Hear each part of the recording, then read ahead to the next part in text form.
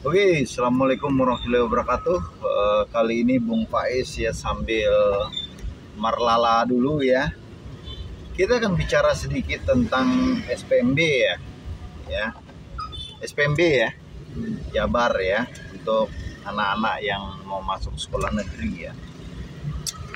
Dan saya rasa ya, setelah kita mengikutinya, ada beberapa hal yang perlu kita kritisi.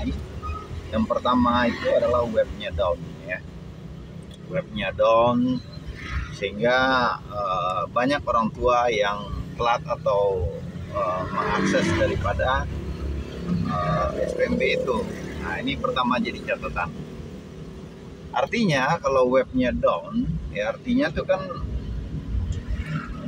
apa ya namanya, jalurnya itu mungkin kecil ya, sehingga ketika peak jalurnya itu sehingga terjadi kemacetan, sehingga jalan itu tidak bisa diakses. Sesederhana itu. Padahal kan saya rasa anggaran daripada apa namanya web itu harusnya ya, si pembuat web ini mampu mengkalkulasikan ya masa-masa peak daripada suatu visitor atau suatu timeline tertentu, sehingga akses daripada visitor itu kan bisa dihitung harusnya ya. Nah, ini yang menjadi catatan yang penting. Apakah web itu anggarannya tidak sesuai, atau bisa jadi ya, bisa jadi pembuat atau pemesan daripada web ini ya, tidak memperhitungkan ya, tapi itu sangat tidak logis ya. Nah, sahabat-sahabat sekalian, itu yang pertama ya, webnya down. Naikin kaca, Kim. Nah, yang kedua adalah apa namanya, cara pengisian. Nah, ini menjadi suatu catatan sehingga menjadi hambatan bagi rekan-rekan atau orang-orang tua yang apa namanya, yang ingin mengisi. Kenapa? Karena cara pengisiannya ini yang pernah saya lakukan adalah misalnya ya, untuk NIK dan nomor KK itu silang merah, dan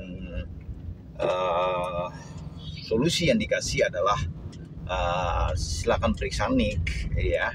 Tanda merah itu kan solusinya kan ada di atas Y-nya. Nah, itu adalah apa namanya, solusi yang dikasih adalah NIK pengisian salah, dan yang kedua adalah harus ke Dukcapil. Nah, persoalannya adalah setelah kita lihat bahwa NIK-nya itu ternyata nggak salah ya, itu yang pertama. Yang kedua adalah NIK-nya ini setelah kita laporkan ke Dukcapil itu juga adalah benar. Sehingga konklusinya adalah sistem yang dibangun atau diciptakan ini tidak menjawab suatu kebenaran atau suatu hal yang true ya, angka 1 atau true lah dalam bahasa algoritma ya. Nah, sahabat-sahabat sekalian, bagaimana suatu sistem kalau dibangun itu tidak memberikan informasi yang jelas? Tentu di sini diduga lagi bahwa si pembuat sistem ini atau si pemesan sistem ini itu tidak melakukan backtest ya, atau tracing dulu sebelum sistem itu diluncurkan. Dan saya rasa ini sangat menyedihkan ya, apabila di negeri ini, di zaman sekarang yang udah sangat luar biasa ini, seharusnya tidak terjadi. Contoh case-nya kan udah saya jelaskan tadi ya, NIK-nya benar ya kan, di KK juga benar ya, di nomor NIK-nya juga terdaftar di Dukcapil, dan ternyata bukan itu yang harus diperbaiki, ternyata ada satu rahasia yang harus diperbaiki. Sehingga sekali lagi, kebenaran daripada sistem ini memberi solusi itu false atau omong-omong atau omong kosong lah kalau kita ngomongnya. Ya, saya bisa buktikan itu karena itu terjadi pada anak saya yang ingin mendaftar. Nah, catatan ketiga adalah jalur yang diberikan ya di SPMB Jabar itu, yang pertama adalah jarak. Nah, ketika seseorang mendaftar melalui domisili, maka dia harus mendaftar lewat jarak. Nah, persoalannya itu apabila kita tidak tahu ya ini menerima seperti apa ya maksudnya itu penerimaannya seperti apa, kriterianya seperti apa. Tetapi ketika seseorang memasukkan jarak sebagai penilaian, di situ juga ada nilai, tetapi di petunjuknya itu tidak ada kriteria atau parameter yang harus diberikan. Dalam arti katakan si pembuat sistem ini atau pemesan sistem ini membuat dua parameter, dua kriteria, yakni jarak dan memasukkan juga nilai, sehingga tidak logis ya, tidak logis dalam arti kata jarak itu menjadi omon-omon ya, atau nilai itu menjadi, kalau dilihat dari di depan itu kan jarak ya, berarti kan ada nilai juga, sehingga parameternya itu jadi sumir karena tidak dijelaskan di di awal pendaftaran itu. Harusnya apabila memasukkan jarak ya jarak aja, nilai diabaikan. Tidak mungkin dua-duanya kontradiktif jadinya, kecuali di situ dinyatakan dalam bobot nilai atau porsi atau bagian, baru itu menjadi penilaiannya itu jadi benar ya.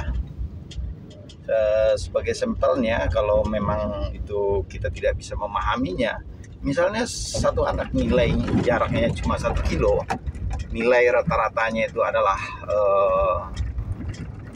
6, satu anak lagi jaraknya 1,5 kilo, tapi nilai rata-ratanya 7. Nah, itu siapa yang diterima? Ya kan? Sehingga penilaian berdasarkan jarak itu menjadi sumir atau kabur ya, tidak menjadi jelas jadinya, kecuali dijelaskan secara rinci di dalam jutlak-jutlak penerimaannya. Ini penting ya, karena apabila sebuah sistem itu tidak dijelaskan secara detail, maka tentu sekali lagi akan terjadi banyak manipulatif di situ. Yang selanjutnya yang akan saya kritisi adalah tentang afirmasi atau jalur miskin ya. Jalur miskin ini kan surat miskin itu kan cuma syarat. Persoalannya itu adalah orang miskin mana yang diterima, padahal kan sama-sama miskin ya kan, sama-sama miskin ya kan, sama-sama miskin. Jadi yang mana yang harus diterima, kan itu menjadi suatu catatan yang penting. Misalnya si A miskin ya, yang satu lagi fakir lah gampangnya dalam bahasa, lebih miskin lagi. Nah, mana yang diterima?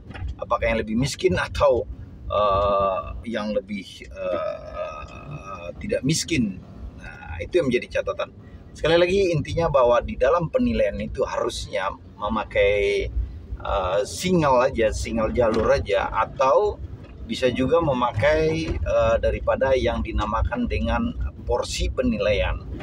Nah, ini menjadi jelas apabila dijelaskan di awal ya, dijelaskan ya di penerimaan itu atau di nomor urut itu. Kalau berdasarkan nomor urut yang menjadi catatan penerimaan, maka hal itu harus dijelaskan. Misalnya jarak kan yang cuma ditampilkan adalah kilonya ya.